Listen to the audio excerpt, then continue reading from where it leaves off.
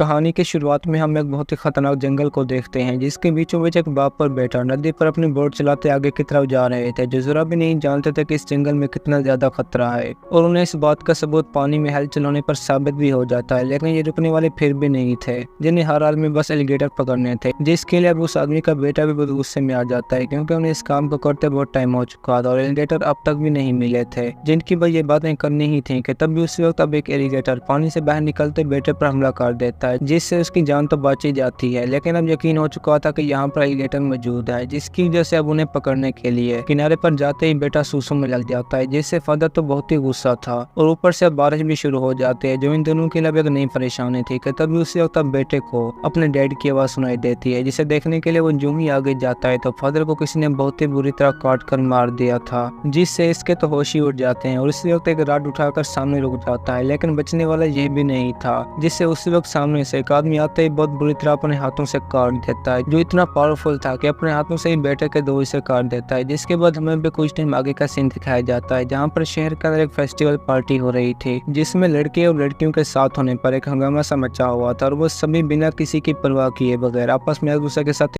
भी हो रहे थे, जो नौजवान लड़कियों के लिए बस एक सुनहरा मौका था। लेकिन उन्हीं में से अब बेन नाम के एक लड़के को इस सब में जरा भी इंटरेस्ट नहीं था, जिससे अपने दोस्त पार्टी से बाहर ले आने के बाद बातों में लगा देते हैं, क्योंकि बेन को हाल ही में किसी लड़की ने धोखा दिया था, जिसकी वजह से उसकी लाइफ तो बस झांड होकर रह गई थी। लेकिन वो ये जानता था कि इस इलाके में भी कुछ ऐसे लोग मौजूद है जो हंटिंग ट्रिप करवाते हैं और बेन भी बस उसे करना चाहता था, जिसमें चलने के लिए बाकी तो मना कर देते हैं। लेकिन मार्कस को किसी भी हाल में अपने दोस्त के साथ जाना पड़ता है, क्योंकि वो बेन को किसी भी हाल में अकेला नहीं छोड़ना चाहता था, जिसकी वजह से एक आदमी की शाह पर भी पहुंच जाते हैं। लेकिन उन्होंने इस काम को बहुत पहले का छोड़ दिया था, जब से हुकूमत ने पाबंदी नहीं लगाई। लेकिन वो इन्हें उसी वक्त ही एक और आदमी का नंबर बता देता है, जो छुप कर लोगों को इस ट्रिप पर ले जाते थे, जिससे बेन तो बहुत ही खुश हो जाता है, क्योंकि वो नहीं जानते थे कि ये ट्रिप उनकी मौत का सफर है, जो आखिर में एक दूसरे के साथ बातें करते हुए उस आदमी की तरफ जाने लगते हैं, जहाँ पर रास्ते में कुछ ऐसे लोग भी मौजूद थे जिनका पार्टी ने बहुत बुरा हाल कर दिया था। और ये भी आखिर कर उसी ऑफिस के अंदर पहुंच जाते हैं, जहाँ पर मार्कस को सीनियर के साथ साथ दो मॉडल लड़कियां भी नजर आती हैं, जिनका मकसद बहुत ही बुरा था, क्योंकि वो हर बार लोगों के सामने अपनी शर्ट से उतार देते हैं और सीनियर वहीं पर इनकी वीडियो बनाता जा रहा था, जिन्हें अब उसी वक्त सैंडी नाम का एक छोटा बच्चा भी देखने को मिलता है, जो अपने भाई के कहने पर सभी को ट्रिप पर ले जा रहा था, जहाँ पर इसे करने के लिए और भी बहुत से लोग मौजूद थे, जिन सभी को अब सैंडी अपनी गाड़ी में इकट्ठा करते ही जंगल की तरफ निकल पड़ता है, जहाँ पर रास्ते में बैन के एक बैथ नाम की लड़की के साथ भी मुलाकात होती है, जो बस खामोश मिजाज की मालिक थी। लेकिन बैन उसी के साथ बातों में शुरू हो जाता है, जहाँ पर सफर करते अब ये सभी भी आखिरकार एक नदी किनारे पर पहुंच जाते हैं, क्योंकि इन्हें आगे का सफर बोर्ड पर तय करना था, जिन्हें जरा भी शक नहीं हो रहा था कि इस जंगल में कितना खतरा है। और इसी के साथ सभी गाड़ी से बाहर निकलते ही एक एक करते बोर्ड में बैठ जाते हैं, जो खुद भी बहुत पुराने थे, लेकिन इन सभी का काम चल जाता है, जिन्हें वहीं पर अब जाने से पहले एक आदमी भी रोकने की बहुत कोशिश करता है, लेकिन काम नहीं बनता, क्योंकि बोर्ड में कोई भी उसकी बात को यकीन नहीं करता कि इस जंगल में खतरा होगा। जो आदमी जानता था कि ये जिंदा वापस आने वाली तो बिल्कुल भी नहीं, जिन्हें अब सैंडी आगे जाने के बाद रास्ते में डराने की भी बहुत कोशिश करता है कि इस जंगल में कुछ ऐसे लोग भी रहते हैं जिनका काम सिर्फ और सिर्फ इंसानों को मारना है। और इसी के साथ एक बाप बेटे की कहानी भी सुनाने लगता है, जहाँ पर उसे एक बहुत ही बदसूरत बेटा पैदा हुआ, लेकिन वो दूसरी औलाद के ना होने पर उसी के साथ ही बहुत खुश था, जिसकी वजह से शहर में मौजूद सभी बच्चे क्राउन के बदसूरत होने पर उसका मजाक उड़ाते और उसे तंग करने में कोई भी कसर नहीं छोड़ते थे, जिसकी वजह से फादर भी अपने बच्चे को जंगल में लाकर रहने के लिए लग जाता है और वो उसकी खिदमत भी अच्छे तरीके से कर रहा था कि मेरा बेटा बड़ा हो जाए। लेकिन एक दिन जब बाप कुछ सामान लेने के लिए शहर में जाता है, तो उसी वक्त हेलोवीन पार्टी में आए हुए कुछ बच्चे क्राउन को घर में अकेला देकर पटाखे बजाने लगते हैं और सभी पटाखे जहाँ भी उसी के अपने घर के अंदर रहे थे, ताकि क्राउन बाहर निकल सके। लेकिन डोर लॉक होने की वजह से उसी वक्त ही अंदर आग लग जाती है, जिससे इस हालत में फादर भी वापस आते वक्त देख लेता है और वो अपने बच्चे को बचाने के चक्कर में खुद उसी आग के अंदर कूद जाता है, जिसके उसकी अपनी जान तो चली जाती है। लेकिन अब बेटा इस जंगल में आने वाले सभी लोगों को मार देता है, जिसे ये सभी बस एक मजाक ही समझ रहे थे। और उसी वक्त अब आगे जाते हैं इनकी बोट भी पानी के अंदर मौजूद पत्थरों में फंस जाती है, जहाँ पर अब बदकिस्मती से बारिश भी शुरू हो चुकी थी, जो ऐसे लग रहा था जैसे किस्मत ही इनकी खराब हो, जिन्हें सैंडी दिलासा देने की बहुत कोशिश करता है, लेकिन काम नहीं बनता, क्योंकि ऐसा से अब इनकी बोट में पानी भी फुल होता जा रहा था। वो बस डूबने ही वाले थे कि तभी एक आदमी उसी वक्त बाहर निकलकर पेड़ की मदद से आगे जाने की कोशिश करता है, लेकिन उल्टा और भी बड़ी मुसीबत में फंस जाता है, क्योंकि उसी टाइम पर अब एक एलिगेटर बाहर निकलते ही आदमी का पाँव पकड़ लेता है, जिससे बाकी सब तो बहुत ही ज्यादा डर जाते हैं, जिसकी वजह से बेथ को आखिरकार गन चलानी ही पड़ती है और वो एलिगेटर को मारने के बाद एक एक करते बाहर निकलते ही किनारे पर पहुंच जाते हैं, जहाँ पर अब सैंडी की तो खैर ही नहीं थी। लेकिन उसने भी सब सच बता दिया था कि मेरा ये दूसरा टूर है जो भाई के कहने पर करवा रहा हूँ, जबकि पिछले टूर में तो बिल्कुल भी ऐसा नहीं है। वह जवाब बातों को चेंज करने के लिए बेथ के पास गन के बारे में भी पूछने लगता है, जहाँ पर वो सिर्फ अपने फादर के लिए ही आई हुई थी ताकि उन्हें ढूंढ सके, जो कोई और नहीं बल्कि कहानी के शुरू में दिखने वाला बाप पर बैठा था। लेकिन वो तो अब मारे जा चुके थे, जिसकी वजह से बेन का यहाँ पर आना फजूल था। लेकिन उन्हें अब बाहर भी जाना था, जो इस बात को पूरी तरह क्लियर कर देती है कि यहाँ पर क्राउन नाम का एक आदमी मौजूद है जिसने बस लोगों को मारने के सिवा कुछ भी नहीं सीखा और जंगल में मौजूद अपने डैड को ढूंढने के लिए सामने आने वाले सभी लोगों को मार देता है, जिससे बाकी सबके बिल्कुल भी होश नहीं होते, क्योंकि उन्हें बस हर हाल में यहाँ से बाहर निकलकर घर जाना था और इस सब के लिए उन्हें किसी भी हाल में क्राउन के घर को पार करना था ताकि रोड पर पहुंच सके, जो करने के लिए कोई भी नहीं मानता, क्योंकि वो जानते थे कि अगर हम यहाँ से गुजरे तो मारे जाएंगे। और इस सब के बाद ही हम एक बूढ़े कपल को देखते हैं जो किसी तरह हिम्मत करते आखिर में उसी के घर को पार करने लगते हैं ताकि अपनी जान बचाकर आगे जा सके। लेकिन ऐसा होता बिल्कुल भी नहीं, क्योंकि उससे होता इन सभी के सामने बिग क्राउल पहुंच चुका था, जिसने बूढ़े कपल को वहीं पर बहुत बेरहमी के साथ मार दिया। और ये सब देखकर बाकी तो भाग ही जाते हैं, लेकिन आखिर में बेथ उसे गन से शूट करने के बाद वहीं पर ही गिराते भाग जाते हैं, क्योंकि उसने बूढ़ी का तो चेहरा ही 2 हिस्सों में काट दिया था,